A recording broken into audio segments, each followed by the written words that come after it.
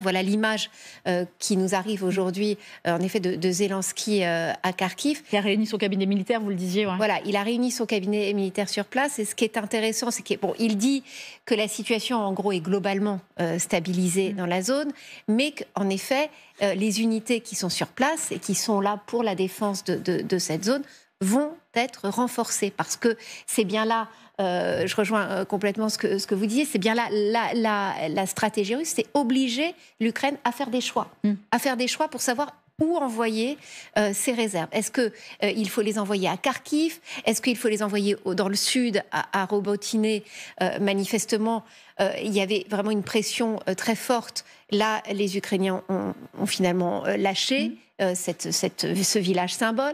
Est-ce que c'est dans le Donbass qu'il faut envoyer, dans la région de Chassivyar, les réserves? En fait, c'est tout ça qui se négocie, enfin qui se discute en ce moment, parce que ce sont des choix cornéliens pour le cabinet de Zelensky et l'état-major ukrainien.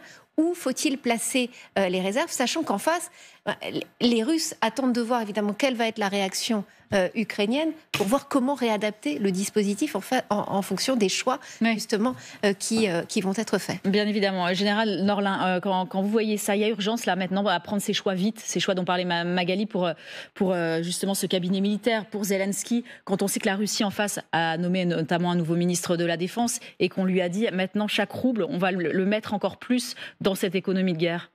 Oui, bien sûr. La situation des Ukrainiens, de l'armée ukrainienne est extrêmement, plus que difficile. Elle devient dramatique et donc il y a vraiment une urgence. Mais bon, on peut quand même s'étonner de la situation actuelle. Cette offensive entre guillemets russe, on le savait, on l'attendait. Ça fait des mois, c'est pas des semaines, des mois qu'on en parle. Les Russes l'ont annoncé. Voilà, donc, mais on ne pensait pas peut-être qu'elle aurait cette ampleur, qu'elle se passerait sous tous les fronts en même temps. Certains disaient ils n'ont pas la possibilité de couvrir l'ensemble du front. Visiblement, là, il y a Robotyne, il y a Kharkiv aussi. Tout ce que j'expliquais, voilà. En fait. Voilà, on disait oui, mais les Russes n'ont pas la capacité de mener une offensive d'ampleur, de très grande ampleur, et donc ils vont grignoter, etc., etc. Mais bon. On voit, la première chose, c'est que l'adaptation du commandement russe aux nouvelles situations sur le front, les nouvelles situations opérationnelles, donc leur capacité à rendre leur stratégie et leur tactique beaucoup plus souple, beaucoup plus flexible, beaucoup mieux adaptée au terrain. Et en face, on a l'impression qu'il y a eu une espèce d'hésitation de la part du commandement ukrainien, enfin, il y en a eu forcément une, pour savoir quelle position adopter, quelle stratégie adopter. Certains parlent de désorganisation même au sein de cette armée. Et bon, alors ça, il faut être sur le terrain pour savoir. Vous savez, il faut toujours se méfier de ce qu'on raconte, surtout quand ça va mal. On critique beaucoup.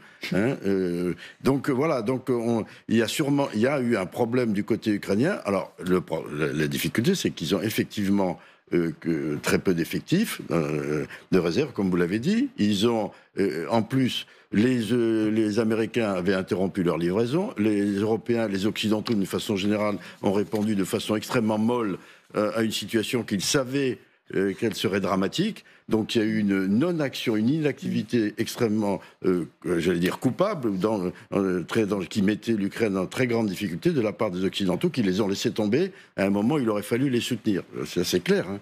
Donc voilà, donc il y a un problème maintenant il y a un problème pour le commandement ukrainien, c'est effectivement, comme vient de le dire Magali, c'est quelle position renforcer, que vont faire les Russes, quelles sont les capacités des Russes. Voilà. Et bien entendu, l'armée russe sait qu'elle a un créneau favorable, elle sait qu'elle est dans une position favorable. Voilà. Et en plus, elle a retrouvé le moral, elle a retrouvé des capacités de manœuvre, et bien sûr, elle va en profiter. Alors regardez justement cette tâche qui s'étend entre lundi et aujourd'hui, la progression russe. C'est la petite tache rouge que vous voyez entre Vovchansk et notamment l'autre axe de cette contre-offensive russe, enfin pas contre-offensive mais percée russe, Lipski, et on voit que ça s'étend un petit peu. Est-ce que ça fait dire justement à Antony Blinken qu'il faudrait peut-être penser à ne plus trop interdire les Ukrainiens de frapper en Russie? En tout cas, on va l'écouter, Antony Blinken, parce que ça fait débat aujourd'hui. On en parle beaucoup. Est-ce que c'est un go maintenant, ce qu'a dit hier le chef de la diplomatie américaine? Est-ce que c'est un go donné aux Ukrainiens? Écoutons Antony Blinken. Nous n'avons pas encouragé ou permis des frappes en dehors de l'Ukraine. Mais en fin de compte, c'est à l'Ukraine de décider elle-même de la manière dont elle va mener cette guerre. Alors, je le disais, Sylvia Micone, de nombreux observateurs y ont vu un go américain, une inflexion, un changement dans la communication d'Anthony Blinken. Ça sonne d'ailleurs tout de même un peu comme celle de David Cameron il y a 10 jours, notamment, qui aussi était un peu dans cette communication-là. Quand on l'entend, il y a donc ce soupçon d'évolution. Et si oui, on va s'interroger sur ce qui explique cette évolution, Sylvia. Oui, et pourtant, selon des responsables américains qui ont été interrogés par Politico le 14 mai, donc juste un jour avant la déclaration de Blinken, la position américaine, eh bien, elle n'a pas changé. L'aide est destinée à la défense et non aux opérations offensives sur le territoire russe. Voilà ce que déclare l'un des responsables américains qui a requis l'anonymat. Et c'est donc la ligne depuis le début de la guerre. Mais il faut savoir lire entre les lignes.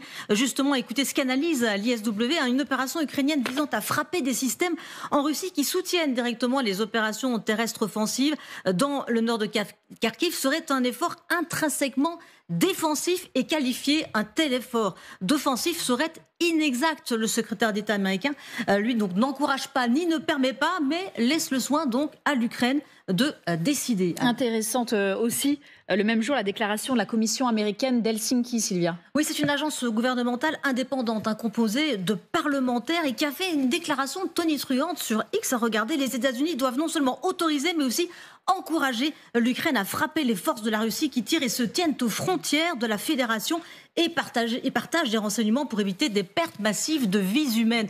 Alors, opération offensive ou défensive, on en revient à la même analyse que l'ISW fait. Et la situation, en tout cas, elle est la suivante. Des troupes russes de l'autre côté de la frontière, au moins 30 000 soldats.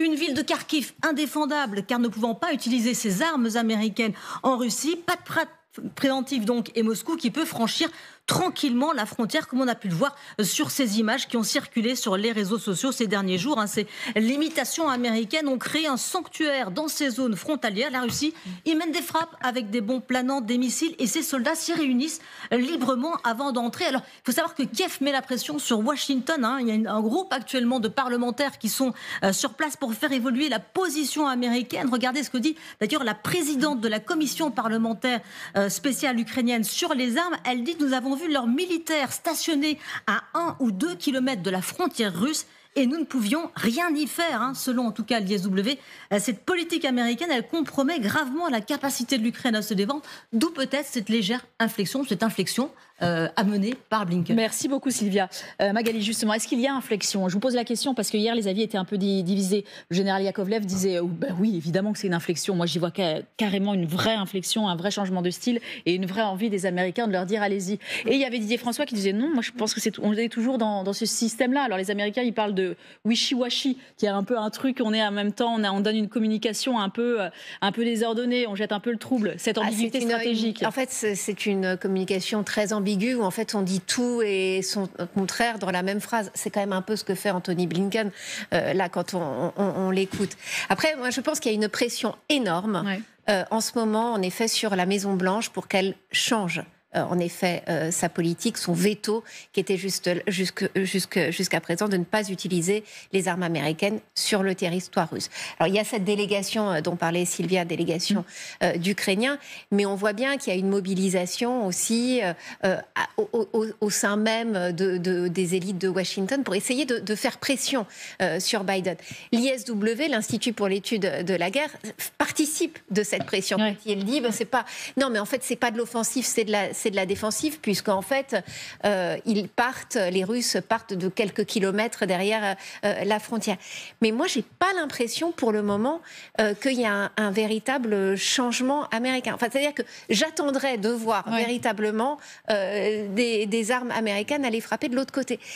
Pour l'instant, on est sur une espèce d'ambiguïté qui participe peut-être aussi potentiellement d'un effet de surprise pour la suite. Mais en tous les cas, officiellement... je n'ai pas l'impression que les lignes aient complètement bougé. Pour l'instant, on reste quand même sur cette idée-là.